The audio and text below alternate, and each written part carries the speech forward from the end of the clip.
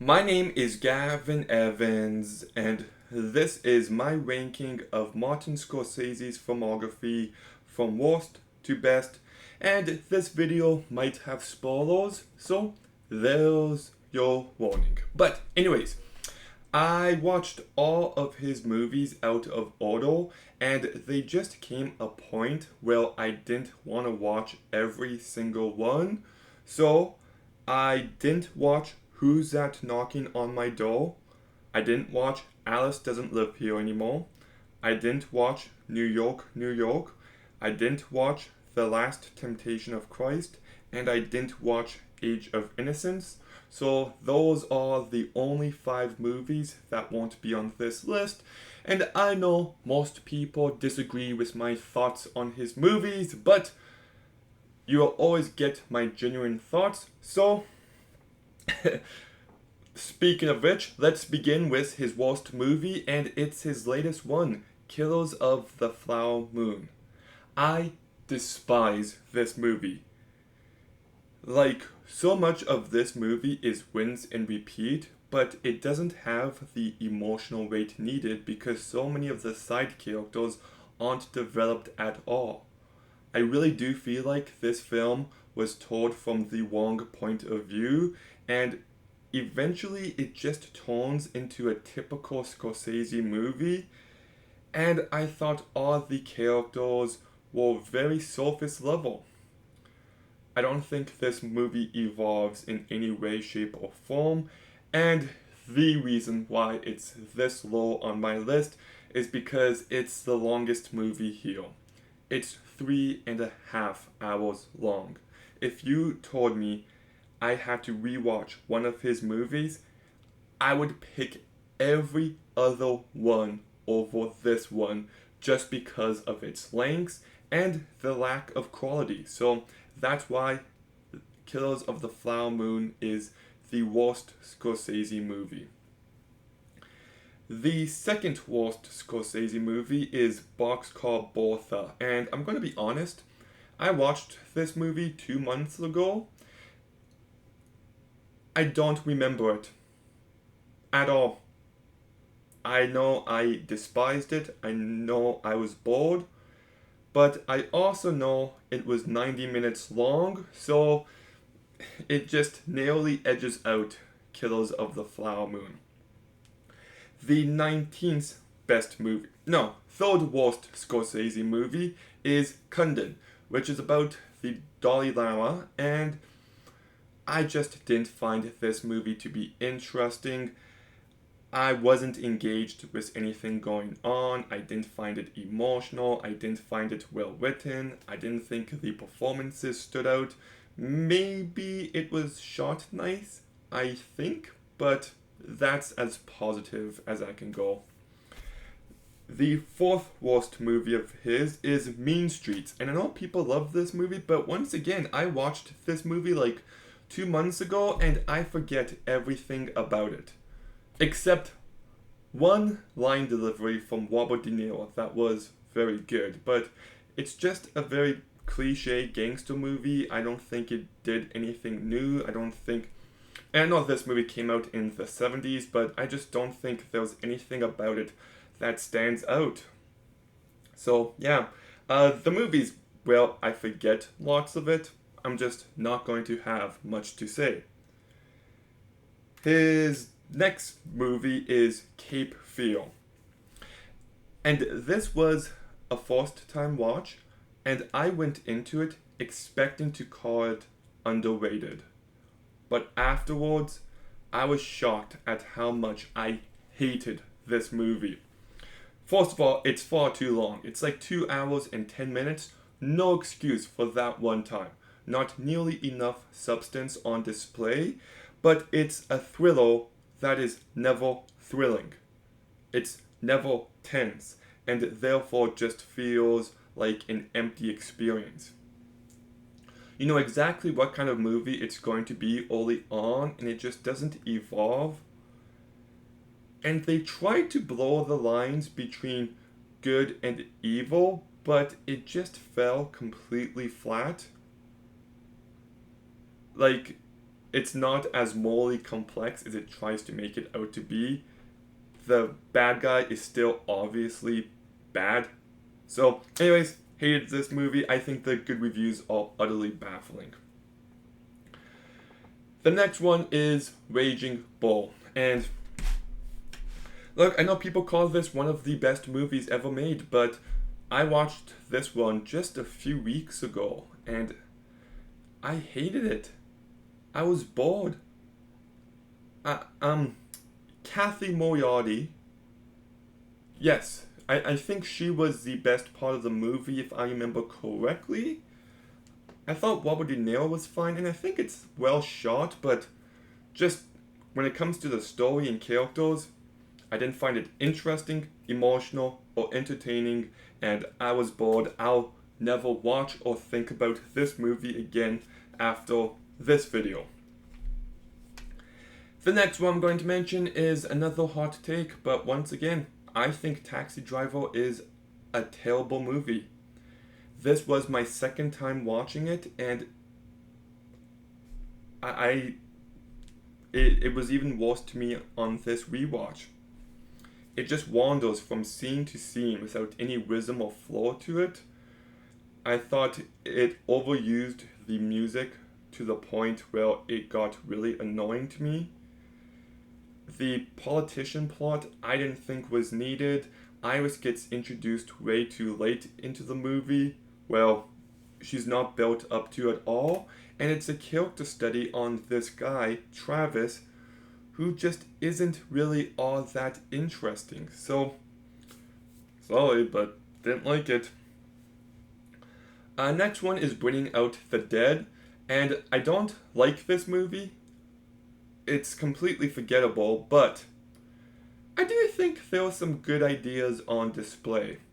You know, about this guy who is just surrounded by death and how that affects his mental health.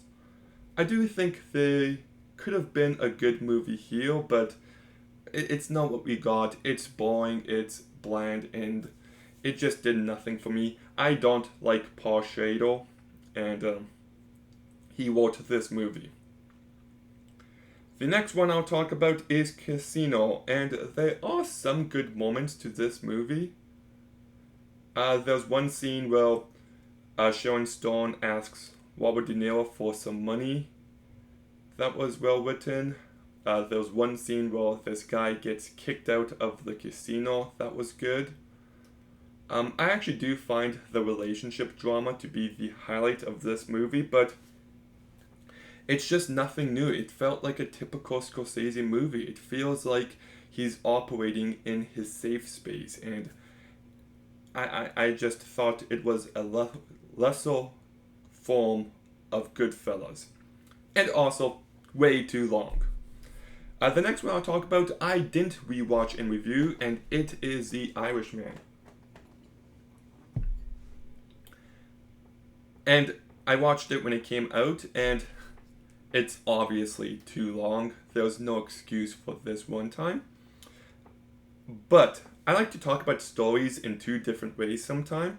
The external story, where it's what we see on the surface, and the internal story, which is what the movie is about thematically.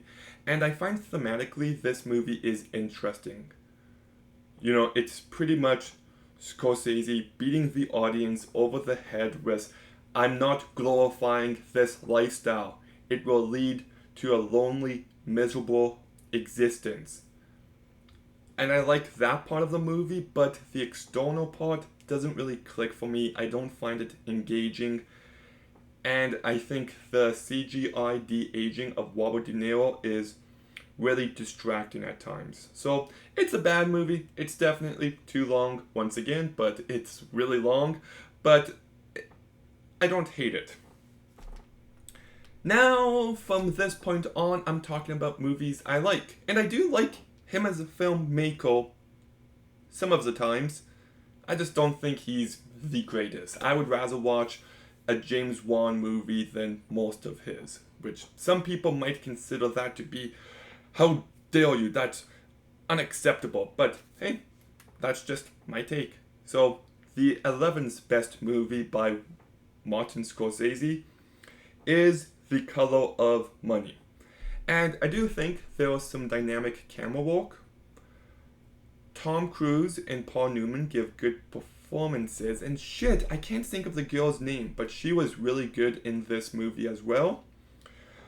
But it's kind of weird where the movie is too long, it feels stretched too thin, but by the time we get to the ending, it's not long enough. And I found it unsatisfying. It's like the worst of both worlds. So there's good elements to this movie, but I wish it was better. His 10th best movie is The Aviator, and this movie is beautifully crafted. Like, the technical aspects of this movie are just astonishing. The performances are great, especially Leonardo DiCaprio. There is some really great moments, and there was some great character work. But say it with me, it's too long. The movie's almost 3 hours long. Like, I might go back to this movie a couple more times, maybe. But at 3 hours, it better be amazing. And I just found this movie to be decent. So, I still liked it. I just wish we got a title 2-hour cut. The next one people might be pissed off about, but the 9th best movie is Goodfellas. Now, Ray Liotta, Robert De Niro, and Joe Pesci especially give great performances. I love the style of this movie. It is so influential, and the writing can be really great. There's a few amazing moments, like, do I look like a clown? That scene is just perfection. But it's just too long. By the last act, I really felt the length, and I feel like it could have been tightened up. You guys can disagree with me if you'd like, but I think almost all of his movies are too long. His 8th best movie is actually what used to be my favorite, but this latest rewatch knocked it down a few pegs, and it's Shutter Island. I think this is one of his best directed movies because the atmosphere is just unlike anything else he's done. It looks and sounds incredible. I love the stormy feel of this movie at times, and there's a scene where Leo's just talking to someone and he keeps lighting matches, and it's just lit so incredibly. I think Leonardo DiCaprio gives a great performance. I think the idea of how much can one person go through before their mind breaks is really effective, and the reveal of Leo's past is devastating. But there's also this fake mystery going on, and that's where the movie loses me. I do love so much of what's on display, but I wasn't as engaged this rewatch, and I don't know if I'd go back to this movie often. So that's why it got knocked down to 8th place. In 7th place is The King of Comedy, and this to me is Robert De Niro's best performance, and I think it's one of the most interesting Scorsese characters. He's just so uncomfortable to watch. He constantly pushes boundaries in a way that's very unnerving, and it's just very frustrating in the best way possible. But I also love how by the end of the movie, he actually does a good job, and it's just a small decision like that that really allows this movie to stand out. I do think it's like 10-15 minutes too long, but I still really like it. My 6th favorite Scorsese movie is Gangs of New York. Now, I actually find this movie to be underrated. I think Leonardo DiCaprio does a good job. Apparently, it's a hot take, but I like Cameron Diaz in this movie. Brandon Gleeson is great. John C. Reilly is really good. But the standout performance is Daniel Day-Lewis. He is absolutely amazing in this movie, and I did find the story to be engaging. About this guy wanting to avenge his father, so he pretends to be one of Bill's friends, men, whatever you want to say, and it's like an undercover movie that eventually turns into a Civil War movie, and I just loved the way this movie escalates throughout. I thought it was very tense, very well written, and very well directed. The production design in this movie is great. But I think the opening fight scene is really bad, and I think the last 20 minutes doesn't quite work for me. Like, it just becomes a bit too messy. I don't think the ending is satisfying in any way, and Cameron Diaz's character just gets forgotten about entirely. So, it's not quite great, but I still love plenty about it, and that last scene is just perfection. So, anyways, that's why it's my sixth favorite Scorsese movie. My fifth favorite is After Hours, which is a very unique movie by him. Like, it's kinda of a comedy, but you're just watching this guy's night get worse and worse, and I found it to be a very engaging movie. The amount of setup and payoff is so incredibly well done, and it's just very smartly written. It can be very funny, it can be very dark, and I thought Griffin Dunn? Is that who it is? Anyways, I thought the main actor in this movie carried it so incredibly well. And yeah, there are times where I thought the movie lost momentum, but I still really like it. My fourth favorite Scorsese movie is The Departed. The entire premise of a cop who goes undercover and pretends to be a part of a mob, and a member of that mob pretending to be a cop, and both of these undercover agents are trying to figure out who the other person is just a fantastic premise, and this movie does handle it so incredibly well.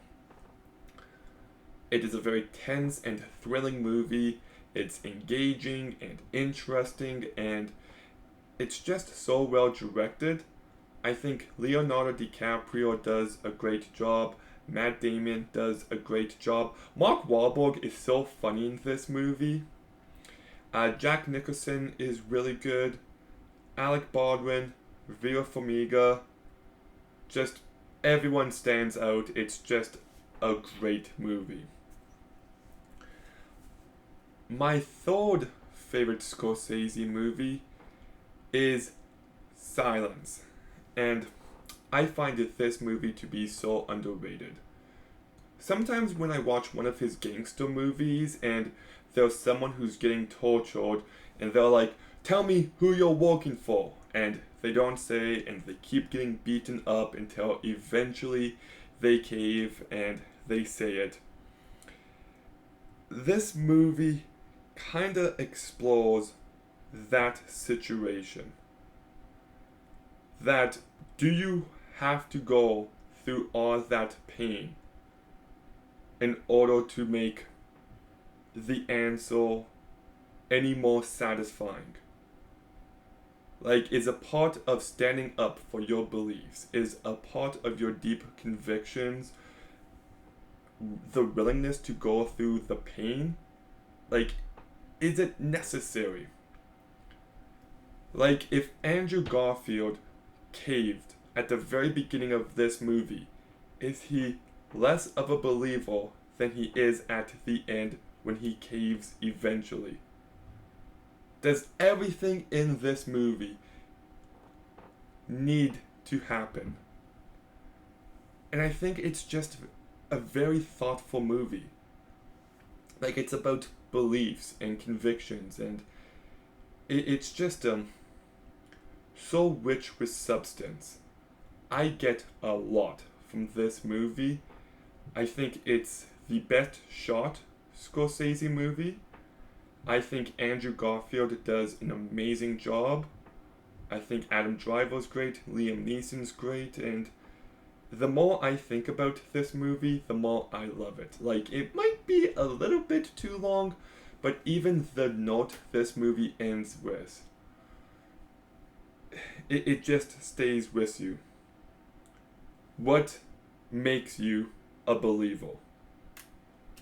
And I love this movie. I truly think it is his most brilliant movie. I really do. My second favorite Scorsese movie is The Wolf of Wall Street. And this movie was almost number one, but I switched it last second, and I love this movie. I think it's fantastic. It is a very long movie, but it's always engaging. It's filled with so much style and personality that I don't really mind it. I think this movie tells a story about ego and corruption and wealth and greed so effectively. It deconstructs this type of character, and I think the character work is just top notch. I think the movie can be really funny. Like, that scene where Leo and Jonah Hill are just high out of their minds is just comedy gold. Like, it is so fantastic. I think the movie is just like, it's the type of story Scorsese loves to tell, but this is him doing it perfectly. And despite it being similar to Goodfellas and Casino, it never feels redundant of them. It constantly feels fresh and new, and I think the entire cast is fantastic. Leonardo DiCaprio gives his best performance, Margot Robbie's great, Jonah Hill's great, Kyle Chandler, Matthew McConaughey, even minor characters like Christian Milioti and PJ Bourne and Kenneth Chow really stand out, and this movie can also have emotional weight when needed, and it's just such a well-written movie, well-acted, well-directed. It is one of Scorsese's absolute best. But my favorite Scorsese movie, I know it's not a popular opinion, but if you ask me, Gavin, what Scorsese movie have you watched the most? The answer is Hugo. This is a movie I could watch any day.